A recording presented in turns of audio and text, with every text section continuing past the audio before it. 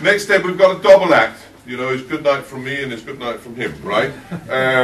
We have got a double act, and probably you will know the people anyway, and they've got a long list of things that they have participated in and done, but the main thing, obviously, Ewen is the director of Global Britain, and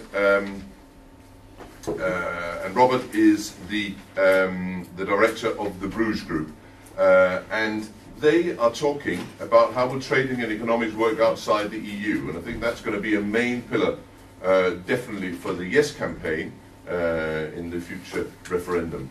And Ewen is going to start off, so thank you very much. Ewen, please. Great, thank you very much indeed for that introduction, and thank you for giving up your Saturday to be here. I think you're right. The other side are going to focus on economics and trade, and it's part of Project Fear, isn't it? My background is in the city, and while it's true that the major investment banks almost certainly are nervous about Brexit, that isn't true of the city of a whole. The city is a very broad place and lots of different disciplines. And in actual fact, an awful lot of the small and medium-sized firms and a lot of the city practitioners take a very different view to Goldman Sachs or Deutsche Bank. And this is the sort of presentation that I give to professional city investors, explaining actually why Goldman Sachs are wrong, why the CBI are wrong, and there's no need to be apologetic or fearful. I think the case for the UK on Brexit from an economic perspective is very strong. Now, we're going to look at two aspects. One is Project Fear. Britain is small and irrelevant, and it's game over. We've got to throw our lot in with a big trading bloc like the European Union. In academic fact, that is a total fallacy.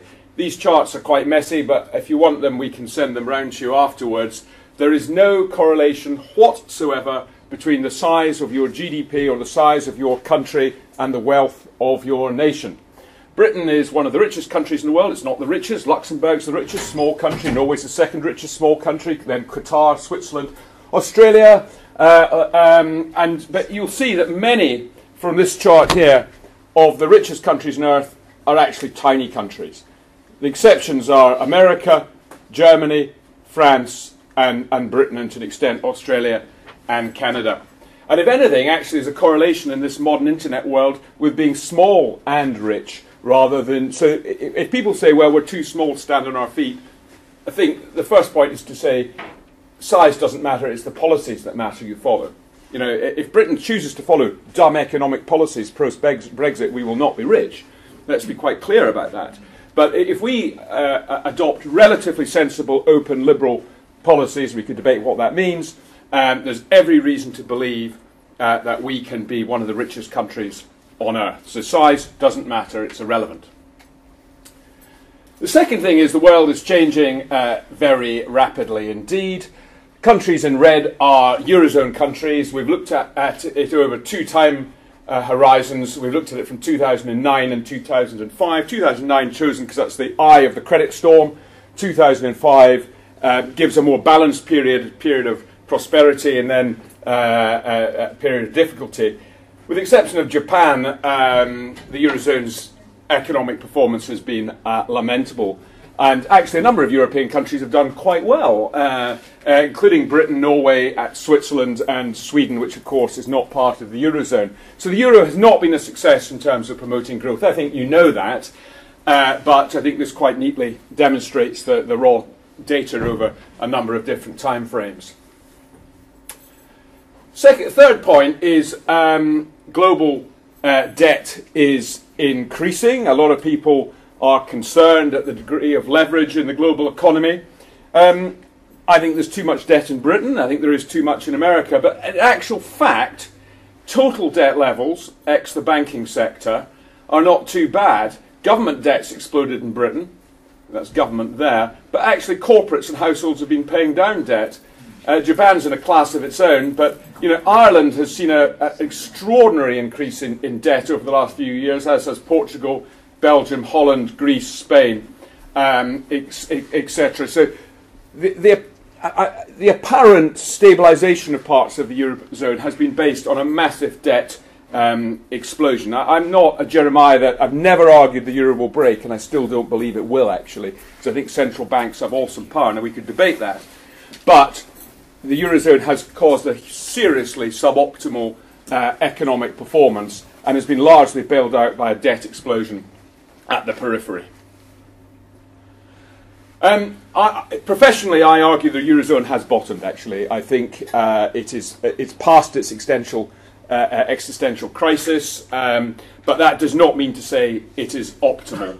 The employment record of the eurozone is utterly lamentable, and indeed has caused a divergence of policy. To some degree, the minor recovery the eurozone is seeing as a result of monetary policy, quantitative easing, rather than underlying productivity growth. But I think we want to just be a little bit careful about promising the end of the euro. It may happen, it may not, but it's unlikely to happen before the referendum, let's put it that way. The eurozone's economic record, though, is utterly lamentable. So, when the CBI and others, as you well know, a dozen or so years ago said that Britain's got to be part of this club, all the data suggests that actually it's the euro area that is underperforming relative to the rest of the world. Look at unemployment. Japan, despite its problems, very little unemployment. I disregard China because the data is nonsense. But America and Britain have fairly low levels of unemployment, and the G10, 6.5%. Germany a bit more, France 10%, and the euro area as a whole 11%. So high unemployment in the eurozone. We look at unemployment across the EU. Britain doing extremely well. 25% unemployment, probably more in Greece, over similar in Spain. But even in Italy, we're looking at 14, 15%, and youth unemployment extremely high. Employment growth, again, the UK performing well here. 20% reduction in employment, number of people working in Spain and Greece. And this is fueling very substantial migration to the UK. People are voting with their feet. After a long period, a lot of the employment growth in the UK was profitless. Real wages were falling. But things are looking a little bit better on that front, actually. Wage growth is starting to pick up. So, people will say, well, it's all very well saying the UK is creating jobs. No one's earning any money. That's not really entirely true. So there are problems with the British economy. Let's not fool ourselves. But relative to the eurozone, we're in a very, very strong position to argue our case. The world is changing. Until about 1995, the rest of the world was irrelevant. It was really all about Western Europe and America. China was 3% of global GDP. Whether we like it or not, that is changing very substantially. And this is an interesting line. The green line here, from 2006, emerging markets, that's all the emerging markets, were about 20% of the global economy. They're heading towards over 40% of the global economy today. America holding their market share, but Europe, structural decline, as you're very aware. And the UK has broadly held its position, actually, at just under, it's about 4% of global GDP. And again, you see here, the United States, broadly almost the same percentage as 96, has gone up and down a bit, but Europe, gradual decline. That data is 2012, so that the trend has actually exacerbated since then. So, in the 1960s, I do understand why people thought, problems at home in the UK were in structural decline. It's not the case any longer. You can't really argue you should be part of this big club because it's a beacon of growth. It simply isn't a beacon of growth. Sterling come off a little bit, actually, in the last week or two. And I think there are issues over Brexit. Between these four walls, I think if the UK does vote for Brexit, I would short sterling in the short term. I think it would be a buying opportunity. The reason I say that is that fund flows are dominated by global hedge funds, and a lot of investors would want to see the lie of the land. And I think we need to be aware of that, but that doesn't mean to say that people should be alarmed. Sterling has done extremely well. And in actual fact, you see here that sterling against the euro, very steady appreciation over quite a long period of time. I actually think on Brexit as well that the European Union has got a much bigger problem than Britain in terms of its the credibility of its currency, and I would be heavily short the euro if Brexit happens. British trade is, I have to say, it's asymmetric. Because the rest of the world's growing, our trade is increasing with overseas, with non-European countries. All the growth is to countries like Russia, China, Brazil, Thailand, believe it or not.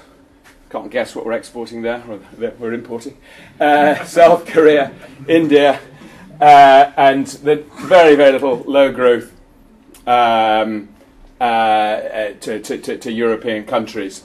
But what I think is quite interesting is the UK is good at trading surpluses. We have quite a big surplus in trading services, but we're not good at trading goods, and that this is a partial result of a weak manufacturing base, or a relatively weak manufacturing base.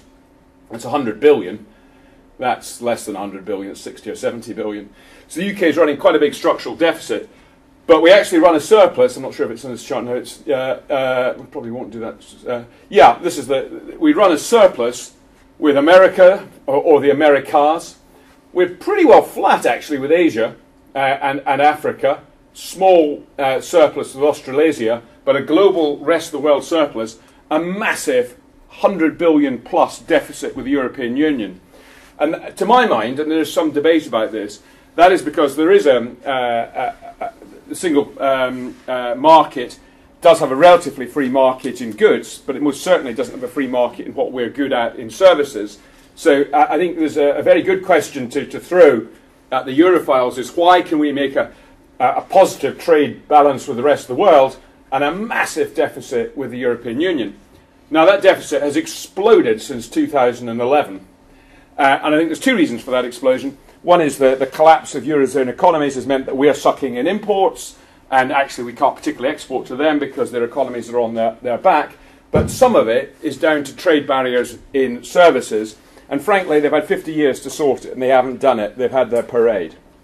So I think, it's also a strong argument as to why, even if they were allowed to legally, and they're not, there is unlikely to be significant tariff barriers against the UK. They'd be damaging themselves much more than we would be damaged. Now, how important is the euro? When the euro was founded, it was going to be the world's global reserve currency. Remember that. Well, it's not quite worked that way. If you look here in terms of exports, about 65% of invoices are in sterling, maybe 35% are in US dollars, and the euro there is about 5% of invoices. And in terms of imports, it's slightly more, it's maybe 8-9%. But the euro is not that significant a currency in terms of invoices. And this data comes from, all the data either comes from the ONS or Customs and Revenue, so it's sourceable data. I thought we'd also look at how important the euro is outside the euro, and Australia provides quite interesting data here. 83% of Australian exports are invoiced in US dollars. 0.7% of Australian exports are invoiced in euros. So the euro is a pretty insignificant global currency. Yes, it's a larger currency in the UK, I don't deny that, but you really don't need to be part of this thing, or it's not of great strategic importance either to our own invoicing or indeed global invoicing. The only show in town is the dollar, and given the structural problems there are in the world, and we're definitely in a period of elevated geopolitical risk, I think you'd have to argue that the US is the safe haven play. Now, this is the second part of the presentation, really. The first part is hopefully to give some ammunition as to why we can be genuinely confident that the eurozone hasn't succeeded as an economic entity, and really we are shackling ourselves to the one zone in the world that is failing. Clearly we want to remain friends with Europe. A very high proportion of our trade continues to go to the European Union, and it's in all our interests that we keep a strong, friendly and culturally robust relationship with the European Union. But their performance, they are the odd one out in the world. The rest of the world is pretty well growing. The second part is what we have a problem as Eurosceptics, because we all have our own views of the world, and that's what democracy is.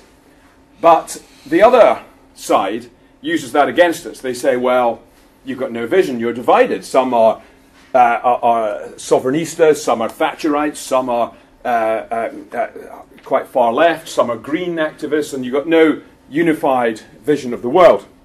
And I think the riposte to that is it's called democracy.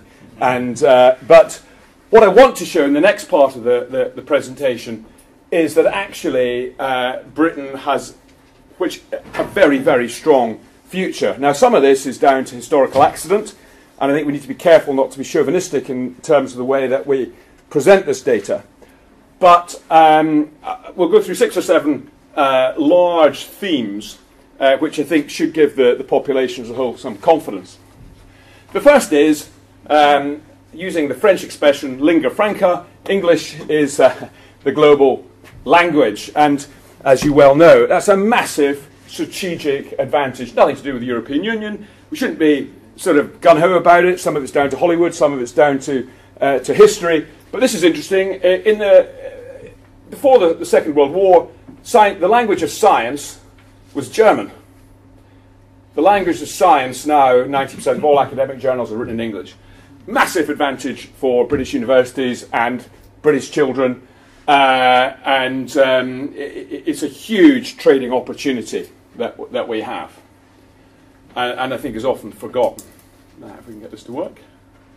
The second point is, I'm not a massive fan of much of the British education system, between you and me, but at the tertiary level, Britain is world leading. The Anglosphere dominates, top 200 universities, America here, but Britain very credibly got just about 30 in the top 200. A global top 10, there's 3. You probably guessed 2 of them, and I think the third, I think it's from recollection, London School of Economics, but I'd have to check that. EU's got none. The European top 10, the UK's got 7, including places like Edinburgh. I think Bristol makes the cut, and certainly 2 or 3 of the London universities. Germany can muster 1, so the Eurozone musters 1, Sweden musters 1, and Switzerland musters 1.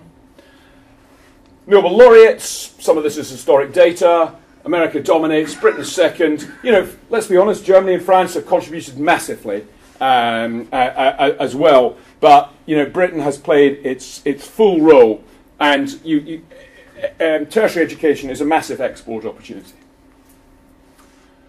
If I actually put up the 2015 data rather than 2014 data, the UK has become, believe it or not, marginally less corrupt, according to Transparency International. You can take your own view on that. But, you know, there is the rule of law here. I think the common law is probably the defining feature between the Anglosphere countries, which have been extremely stable, and elsewhere, and a relative lack of so, you know, I think the rule of law is a critical factor in investment decisions, and for all our problems, we're a pretty stable place. There is only one global capital, and it's London.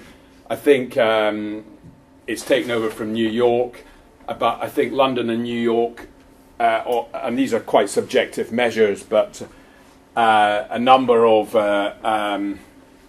this is a Japanese Mori, a ranking of a whole range of factors, put London number 1, Forbes magazine putting up London number 1. it's a huge capital magnet. Now, I'm more than aware this plays both ways, because not everyone is delighted about the success of London in the UK, but London is extremely wealthy global city and has sucked in enormous capital. London's position will remain in the euro or not, in the European Union or not. I alluded to the fact that I've worked for pretty major investment banks. I run my own economic consultancy. The city is more split on Brexit than perhaps the general perception. London is, there are only two real financial centres. There are London and New York. In actual fact, in the eurozone, you've got to be really going down to Frankfurt at number 10, which is pretty extraordinary, because that's where the ECB is. I used to go to Frankfurt quite regularly to present to clients there, and it is a village. It really is a village compared with London's fund management community. I rather like Frankfurt. Actually, they've got a great restaurant called Lobster there, which I massively recommend. But that's an aside.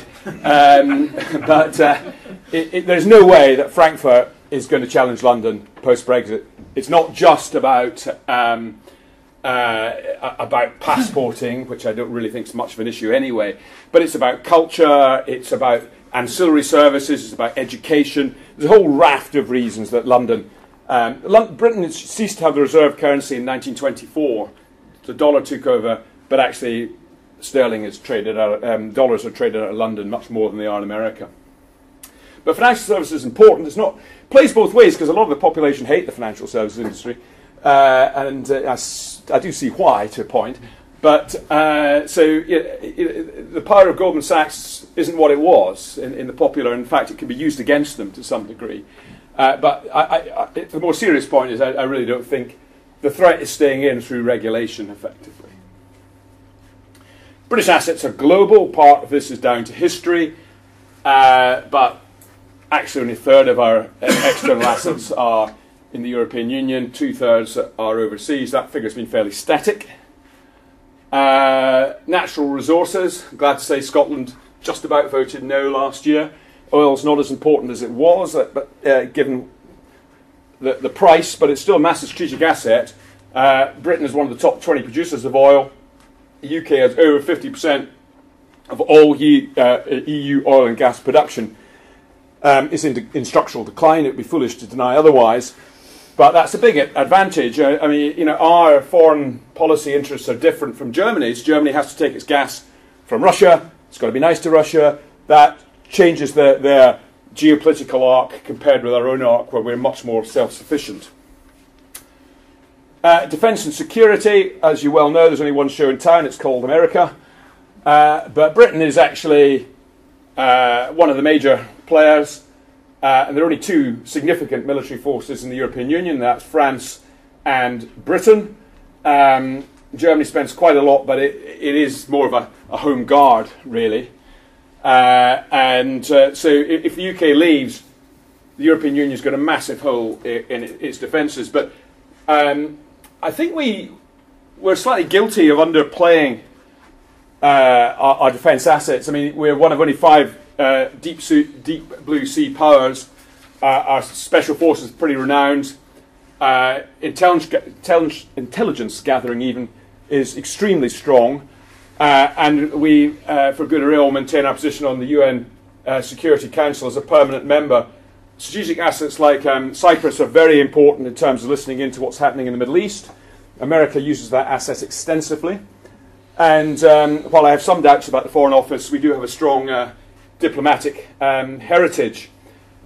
So I think Britain is going to stay very close to Europe on Brexit. We're still going to stay very close to America, and I think it's very important that Western values are defended. I think we've got to be very careful in this Brexit referendum to say that Europe has gone down the wrong route here. We are the defenders of Western civilization, and we can do it in terms of soft power, but we can still add quite a lot, I think, in terms of hard power.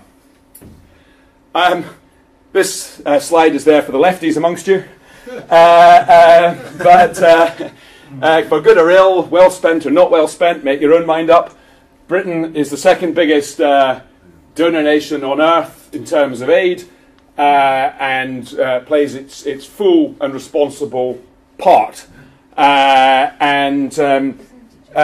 think we can turn that to a major advantage, actually, in this referendum. Much of that money is, of course, misspent through the European Union. Much better to localise it and spend it appropriately, or as appropriately as possible.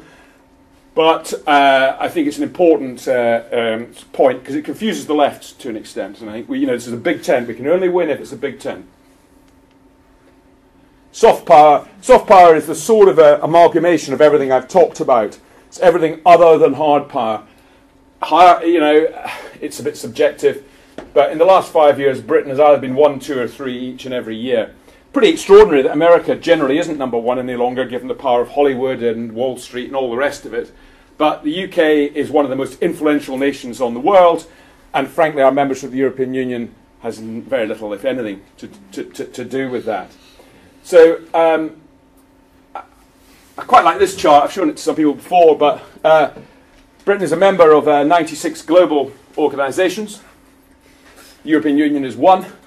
Some of these organisations are probably quite questionable. You can make your own mind up about that, but Britain will simply not be isolated. We're a member of the G5, the G8, the G20, the World Trade Organization, the World Health Organization, the United Nations Security Council, the IMF, the World Bank.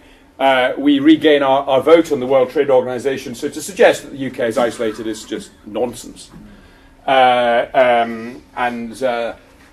hope that shows it. So, just a few broad conclusions, really. Douglas Hurd once said that Little Britain punches below above its weight in the world. I think little Douglas Hurd got it entirely the wrong way around. That in actual fact, Britain punches below its weight in the world because it's lost its self-confidence. You will note in these slides, a lot of these slides are to do with culture, but the UK's position is hugely privileged, and we shouldn't take it for granted, and has been, I think, a force for good in the world. And I think if we leave the European Union, I would be short of the euro, let's put it that way. The European Union has been, in my judgment, a centralising failure. I think it has contributed to the decline of European civilization. I don't remember Venice's greatness being a result of it being part of a larger Italian state. It was a competition between other states in Italy. And I think actually there's a lot of evidence to suggest that friendly competition is the way forward, rather than large corporatist, bureaucratic, centralised McDonald'sization, if you like, of the European Union. So the euro has undoubtedly been a disaster. I think we can point to the common agricultural policy, which hits the poor more than the rich. We can point, depending on your hue, to environmental policy or health and safety or trade barriers with Africa. There's a lot we can point at. Single market, tariffs are about 1% anyway. It's not a big issue. We still get access. Lots of countries who aren't members, we're going to hear more of that in a second, so I won't talk about that very much. But I don't think we have much to fear on that front.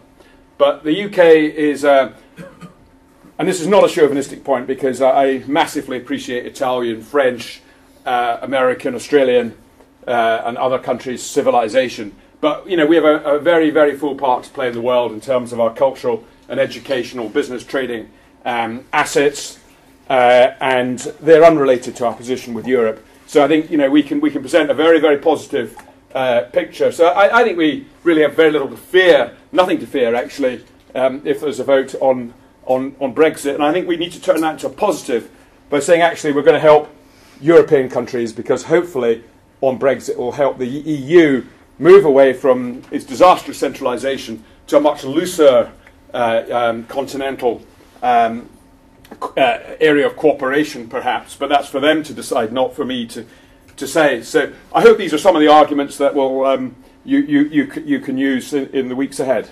Thank you.